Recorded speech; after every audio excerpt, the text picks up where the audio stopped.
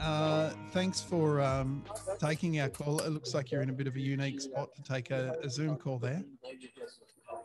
Yeah, I'm in the swimming venue where most of the swimming competition happens for the 2020 Olympics, which Isn't it? is Yeah. 2021. I know it's all a bit unique. We were talking about branding and what would have had to happen if they went ahead with changing it from the Tokyo 2020 to Tokyo 2021. Some marketing person somewhere might have exploded.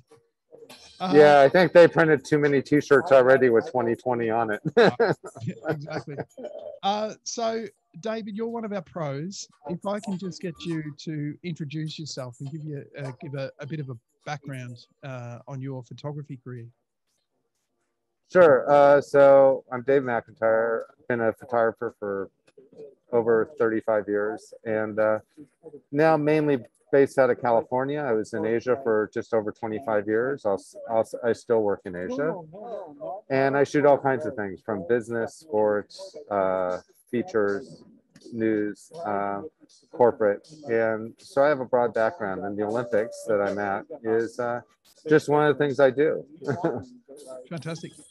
Do they? I mean, your name's David, but affectionately known as the man in the baseball cap.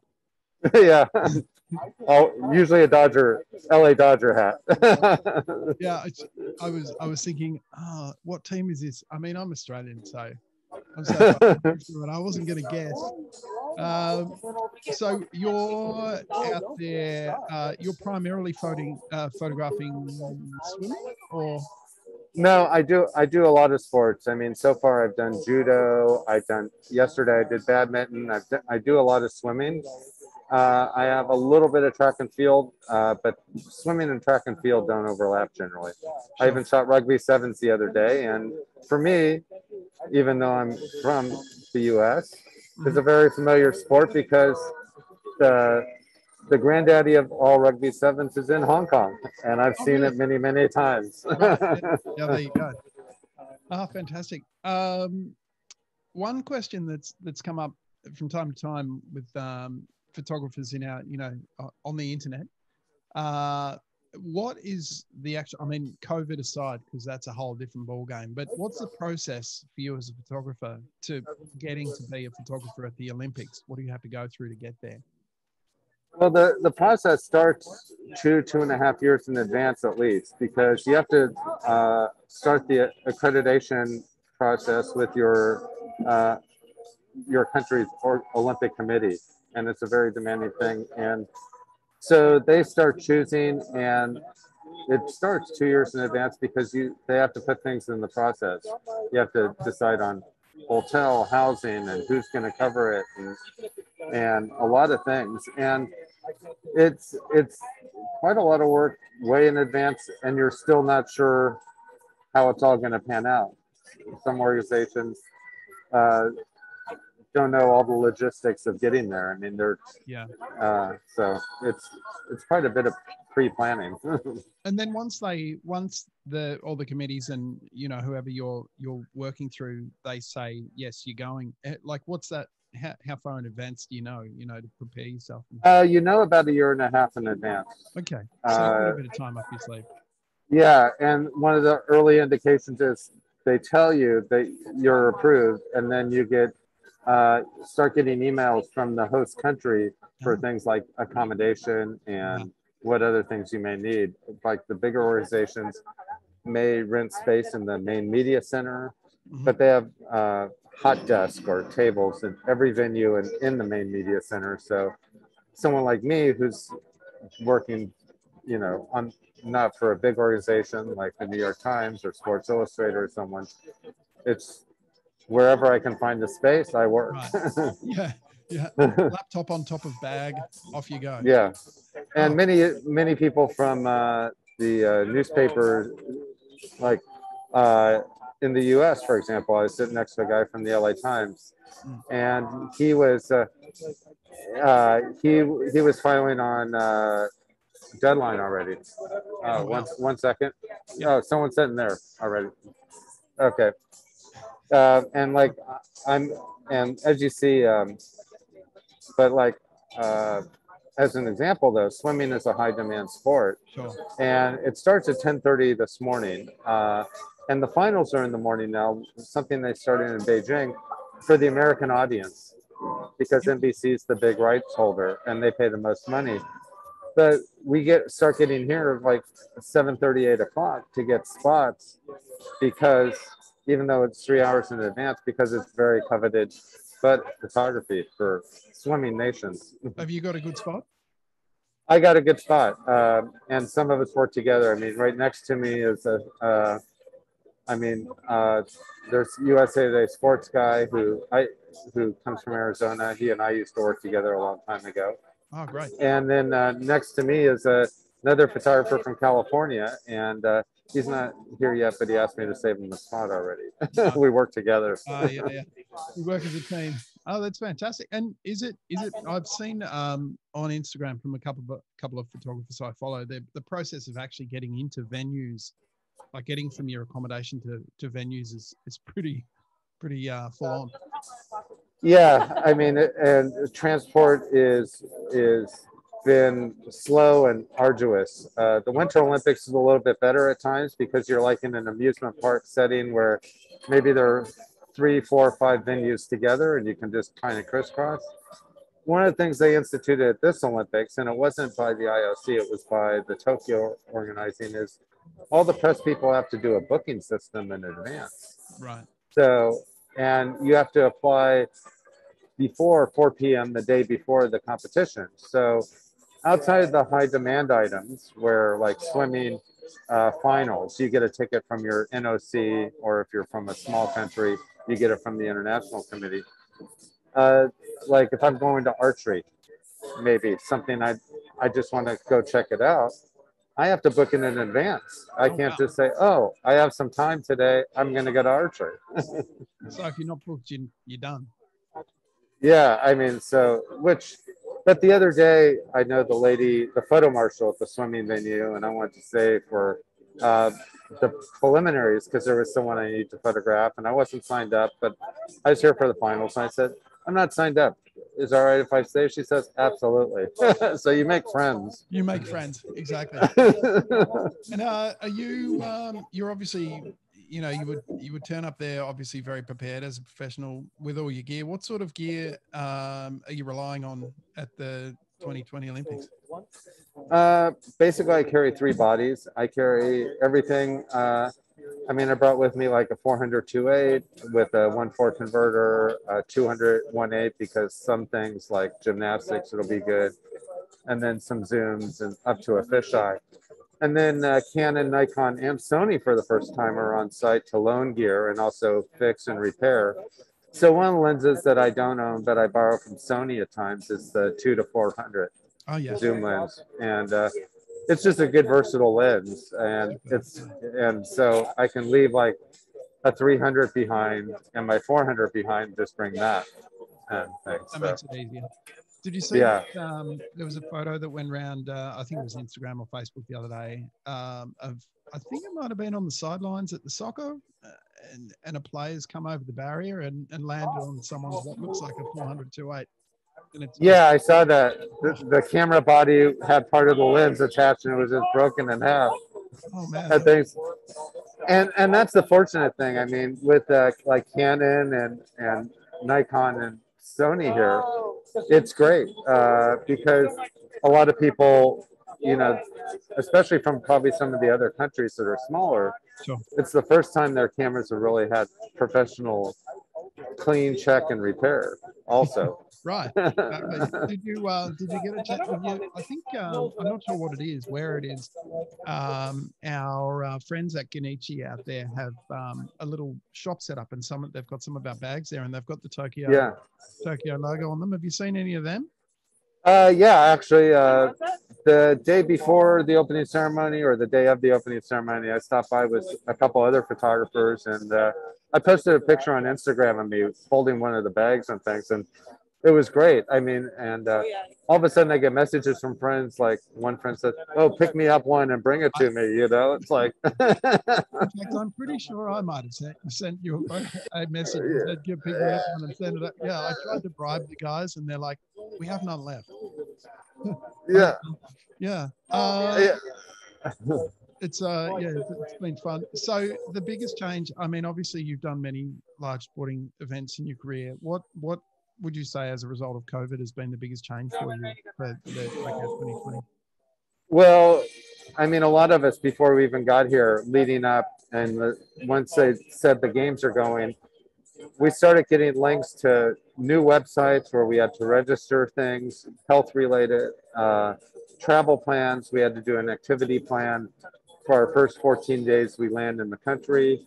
And if we weren't going to be here early enough to do a quarantine, we're very restricted in our movements to everything within the bubble. We can't even take a subway or public transport. We have to take media provided uh, buses, or they give us some vouchers for the first 14 days for these official taxis that are, but there's that. And we do photographers have to do a COVID test every single day.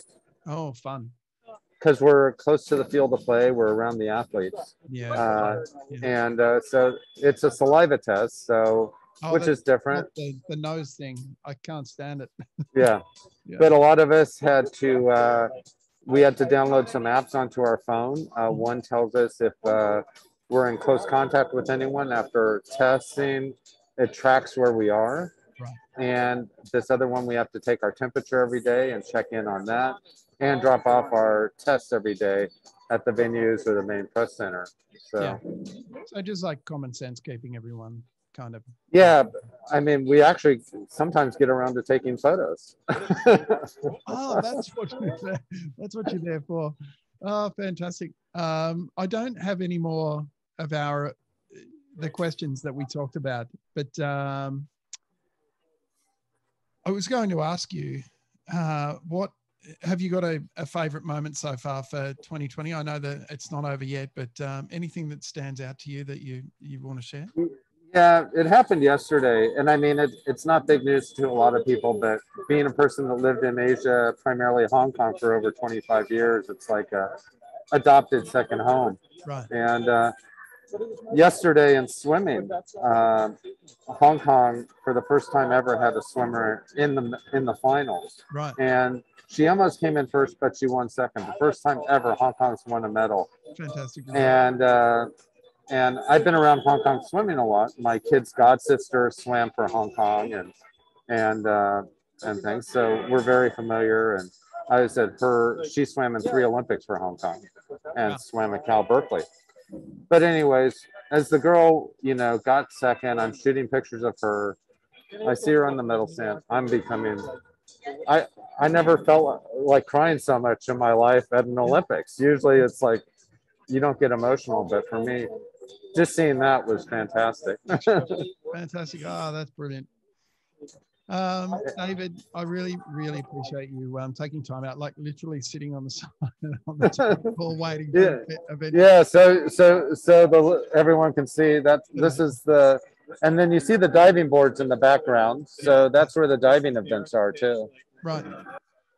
Oh, fantastic. Thanks so much for taking the time out to talk to us. And we hope you obviously have a fantastic rest of the event. Yeah. Look forward to seeing more of your pictures on, I'm keeping track of you on Instagram. That's where I'm keeping up with things. So I'll end it there. Yeah. And, well, one last thing. It's funny. Some friends were watching me photograph rugby the other day, right. Because they were watching it from Hong Kong, the rugby sevens, and they spotted me on the TV and did some screen grabs. So it's like, even though there's no fans, they could find me. It's sort of funny, even then when you pan around. I'm sure I see other photographers who I follow on Instagram and watch their work, keep up with their work. It's like, oh, they're real, they're real. They're right there. And, it's amazing. Yeah, I think 80% of our likes are just the photographers liking each other's work sometimes. Exactly. Yeah, it's good. But my Hong Kong friends loved it that I was there for the Hong Kong swimmer and things. Sure. Yeah. So are you still, you're not in Hong Kong anymore? Are you back in? Kind of split between the U.S. and Hong Kong. Last year, we moved back with the family, but I'll still travel to Asia once Right. travel's a little bit easier. Yeah, it's still over here in Australia. Victor, I'm in Melbourne. We came out of our 5th lockdown yesterday. Yeah. It was only a short one. You know, it just means you can't go more than 5 kilometers and you have to stay home and stuff like that. But we'll get through this. Yeah. Yeah. It's interesting though. I mean, we miss the crowds though. I mean, that's one of the big things about this Olympics is that some of the athletes, they're letting Olympic family members in, meaning like people from the Olympic, like their country that are here for the Olympics in an official purpose. Yeah. But you know, some of the athletes, you know, these empty arenas, they work their whole life or they play to the crowd, their parents and everything. And we really do miss some of that. But the athletes are bearing up pretty well. It's like a football game with no crowd. That's what they're doing over here. And it's just bizarre. They started excuse me. They started piping in crowd music when they do the broadcast. They'd stick like, you know, like actually I think I've got crowd noise. You know, it's bizarre. But the other day at the Rugby Sevens at Tokyo Stadium, it was one of the later games, and I mainly went for the U.S. Ireland game, which was. But I shot like 4 other games, and but there was some light crowd noise, and I'm just like, okay, that's. It's just weird, isn't it? Yeah. But some of the Olympic families, I mean, in their small groups, they do get pretty loud. It's still fun. Are other athletes coming to events? I think some are. I don't know what the restrictions are, but I think some are. Oh, that's good. And I mean, like the opening ceremony was so different. It was a condensed version. It still lasted a long time, but a lot of the countries marching in didn't have big delegations. You know, maybe they brought 300 athletes and maybe only like 40 marched in, which so. Yeah. But we'll see how the closing is too, because I think some athletes, once they win, it's being suggested that they head home right away. Oh, right. So, okay. Don't stick around. Did you in the opening ceremony, did you see the drone thing? My position was off to the side, so I saw it on the screen, but I didn't see it directly. But I mean, I saw pictures. It was totally amazing. Insane, isn't it? Yeah, they're going to take over the world, I tell you. Yeah. Oh dear. All right, mate. Well, I better not keep you too long. I'm very aware that you're there to do a job. But no I really do appreciate you taking time out to have a chat. Yeah, thank you, and yeah, and take care. Thanks. And one thing that's beyond belief is there's Nikon shooters, Canon shooters, and Sony shooters, but 98% of the bay. Yeah. A lot more Sony than before. Yeah. And things, and obviously all 3 cameras come from Japan, so yeah, and things. Good. But the one thing in common is like 98% of the photographers are using ThinkTank. That's what we're talking about. So next Olympics, let's do some pens. Sounds like a great idea. Yeah. Let's hope next Olympics are very different from this one. Yeah. Yeah. No, that's great. All right. All right, mate. Thanks very much. And no problem. I'm always here if you need anything. Just yell out, and I'll always do what I can. I'll hand pass you off to Matt if I can't. Sounds good. All right. All right. I'll speak to you soon. Okay. Thanks, Simon. Bye. Bye-bye.